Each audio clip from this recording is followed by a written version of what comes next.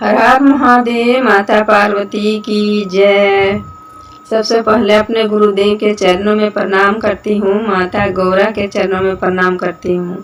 और जितना भी देवी देवताओं हैं उन लोगों को भी चरणों में प्रणाम करती हूँ। मेरा प्रणाम स्वीकार हो।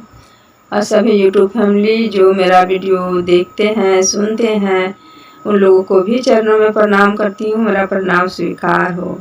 तो गुरु भाई बहन साहब, आज हम फिर से एक नया शिव चर्चा कथा लाए हैं। नाग और नागिन का कथा बहुत सुंदर है। शुरू से अंत तक सुनिएगा। अच्छा लगेगा लाइक और शेयर जरूर करिएगा। कमेंट बॉक्स में हर हर महादेव जरूर लिखिएगा। तो चलिए कथा शुरू करने जा रहे हैं। एक किसान का बेटा था। वो किसान का बेटा चलिए एक ड्राइवर था। वो ड्राइवर कहीं जा रहे थे गाड़ी में, और जब जा रहे थे रास्ते में नाग और नागिन भेटा है। तो नाग को मार दिए। चक्का के नीचे आ गया था नाग, उसी में चक्का में कुचला गया। वो गाड़ी लेके चले गए। नागिन देखती है तो अपना नाग को वहाँ मरते हुए, तो नागिन को बहुत गुस्सा आता है। नागिन कहती है कि कौन तो मेरे नाग को, मेरे पति को मार दिए, आज हम अब उसको छोड़ेंगे नहीं, उससे हम बदला लेंगे। तो गुरु भाई बहन सब, नाग अपने पति के लिए नागिन तो बदला लेने खोजेगी ही, क्योंकि उसका पति परमेश्वर थे। पति को अगर कोई कुछ कर देगा तो गुस्सा किसको नहीं आता है। इसी तरह से नागिन को पूरा गुस्सा आ रहा था कि कौन मारा है, हम उससे जरूर उसको बदला हम लेंगे। नाग के आंख में उस तस्वीर छप आ गया था, जो गाड़ी में मारा गया था, जो ड्राइवर में, उसका आंख में सब तस्वीर था। नागिन देख ली और सोची अब हम इसको जाके मारेंगे, घर घुस के मारेंगे। नाग जो ड्राइवर था घूम रहा था, उधर से लौटते वक्त नागिन वहीं पर बैठी हुई थी। गुरु भाई बहन साहब, तो जैसे ड्राइवर वहां आया तो नागिन गाड़ी के बीच में आ गई और फन करके खड़ा हो गई। अब ड्राइवर को गाड़ी रोकना पड़ा। तब नागिन कही कि मेरे पति को आप मारे हैं, हम आपसे बदला लेंगे, बदला चुकाएंगे। काहे मारे मेरा पति को? कहता है हम तो जान के नहीं मारे हैं, तो हमको माफ कर दीजिए, हम जान बूझ के नहीं मारे हैं आपको पति को, जब भी जाने अनजाने से गलती हुआ है हमको माफ कर दीजिए। नागिन कभी नहीं बात समझ रही थी। गुरु भाई बहन साहब, इसको तो गुस्सा आया था ड्राइवर से कि हमको इससे बात में नहीं आना है, हमको बदला लेना है। और वो जो ड्राइवर थे उसका शादी लगा हुआ था। अब वो क्या करता, बेचारे का शादी भी लग चुका है, तो क्या बोलने जाता। वो कुछ भी नहीं बोला। ड्राइवर को शादी भी हो चुका कुछ दिन के बाद। जब शादी हो गया, उसका पत्नी आई, तो पत्नी शिव भक्त थी, शिव शिष्या थी। आ गई उसका पत्नी, तो उसका पत्नी देखती अपना पति को, ज़्यादा बोलते नहीं हैं, ज़्यादा हंसते नहीं हैं, पूरा अपने मन मतलब गुमसुम जैसा रहते हैं। तो उसका पत्नी कहती है कि आप ऐसे काहे रहते हैं, आपको क्या हो गया है? तो गुरु भाई बहन सब, पत्नी को तो लगा मेरा पति ऐसे काहे रहते हैं उदास, पता नहीं मेरा वजह से कुछ सोच रहे हैं का, हम कुछ गलत है का। ये अपना में बैठा ली थी कि मेरा ही पति लगता है ये ऐसे मन मतलब उदास करके बैठे रहते हैं। पर ऐसा बात नहीं था। वो तो बेचारा सोच रहा था कि मेरा साथ क्या होगा, नागिन आएगी हमको कभी भी मार के चली जाएगी, हम क्या करें, मेरा बीवी आ गई है, अब हम समझ नहीं आता है कि हम क्या करें। तब जब उसका पत्नी बोली आप ऐसे क्यों रहते हैं, तब उसका पति बोलते हैं कि देखिए, सो हम शादी के पहले हम कहीं जा रहे थे, तो रास्ते में नाग और नागिन था।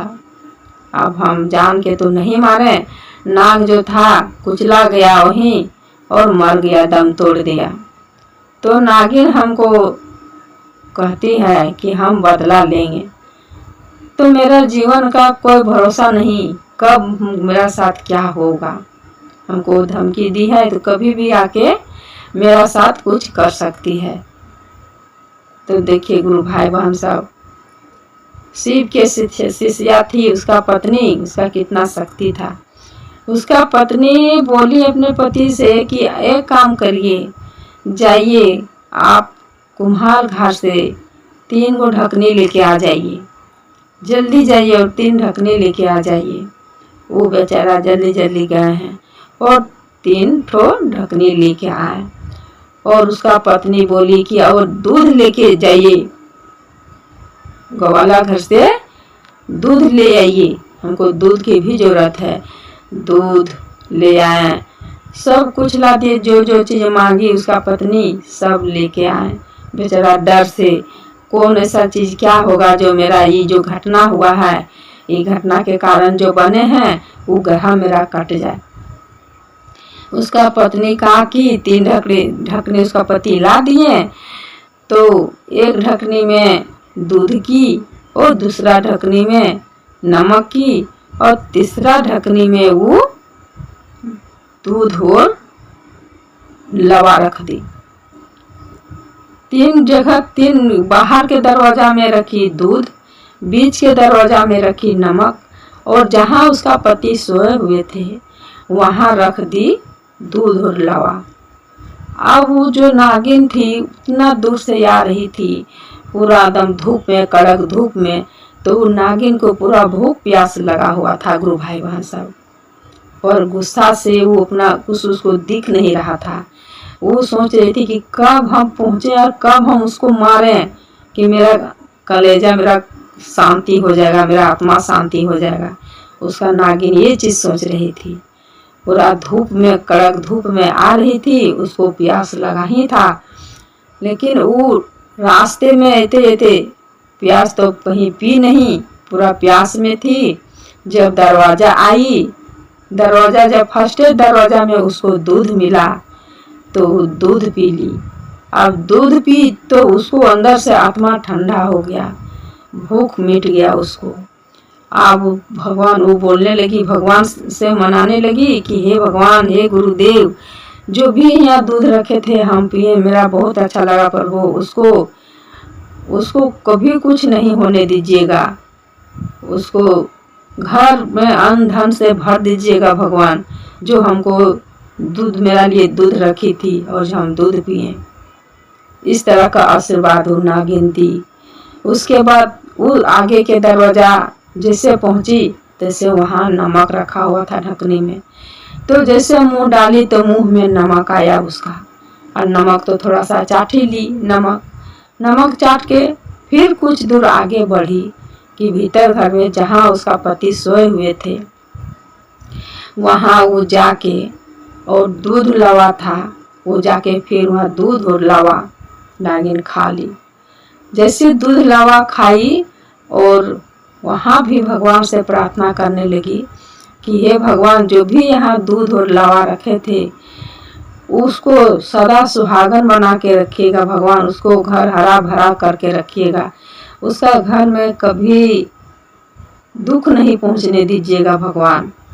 और सबको उसी तरह वो इतना धन दीजिए कि जो भी उसका घर आए सब इसमें रहे, जैसा पेट भर के आत्मा ठंडा करके जाए, ऐसा आशीर्वाद नागिन दी। जैसे वह आशीर्वाद दी और जो इस शिष्या थी उसका पत्नी आगे जाके खड़ा हो गई और नागिन को प्रणाम की और कहने लगी कि नागिन देता, जो भी मेरा पति में गलती किए थे उसको माफ़ कर दीजिए, आपसे ऐसा गलती नहीं करेंगे। सो मेरा पति हमको सब कहानी बोल के सुना दिए हैं कि आपको जो नाग थे मेरा पति ही गलती से मारे गए थे, मार दिए थे। तो नागिन सब समझ ली और बोली कि नहीं नहीं, आपको पति मारे हैं लेकिन अब हम आपको पति को कुछ नहीं करेंगे। तेरा पति अनजान से मारे थे, हम जानबूझ के वैसा गलती नहीं करेंगे। तेरा घर के हम नमक खा लिए हैं, तू मेरा लिए दूध रखी थी, तुम दूध और लावा रखी, मेरा आत्मा ठंडा हो गया है। तेरे पति में तो अनजाने से गलती किए, लेकिन हम जान के कभी नहीं गलती करेंगे। जिसका घर का नमक खाएंगे उसका घर का हम कभी बुरा सोच भी नहीं सकते हैं। तो जब तुम सदा सुहागन बन के रहो और हर चीज़ तेरा घर में भरा पड़ा रहेगा अन्न धन से, और तेरा घर में सबके हरा भरा से सब कुछ भरा रहेगा, कभी कुछ की कमी नहीं होगा। और तेरा पति यार तुम खुश रहो, खुशी खुशी से जीवन यापन करो। तो देखिए गुरु भाई बहन साहब, कहता है कि मनुष्य के ही दिल में दुख आता है और दिल में मतलब ममता मोह आता है। एक नागिन के भी दिल में उतना ही ममता था और उतना ही उसका जितना गुस्सा था उतना ममता भी था उसका दिल में। जो भी वो बोल दी, लेकिन वो खाई उसका घर का नमक, उसका नमक का गुण कितना बड़ा समझी और उसका इतना आशीर्वाद दे के गई कि वो सदा सुहागन बन के रह गई और रहेगी। इस तरह का आशीर्वाद दी है। तो हम भी कहते हैं कि हे नाग देता, जो भी बहुत ऐसा लोग है जाने अनजाने से हो जाता है गलती, तो उसको माफ़ कर दीजिएगा, क्षमा कर दीजिएगा और सबके घर उसी तरह से भरा पूरा कर दीजिएगा। भगवान सबको उसी तरह से आशीर्वाद दे दीजिएगा नाग देता। तो चलिए, उम्मीद करती हूँ कि ये कहानी आप लोग को सुन के अच्छा लगा होगा। अगर अच्छा लगा होगा तो लाइक और शेयर जरूर करिएगा। तो सब मिलके बोलिए हर हर महादेव, माता पार्वती की जय।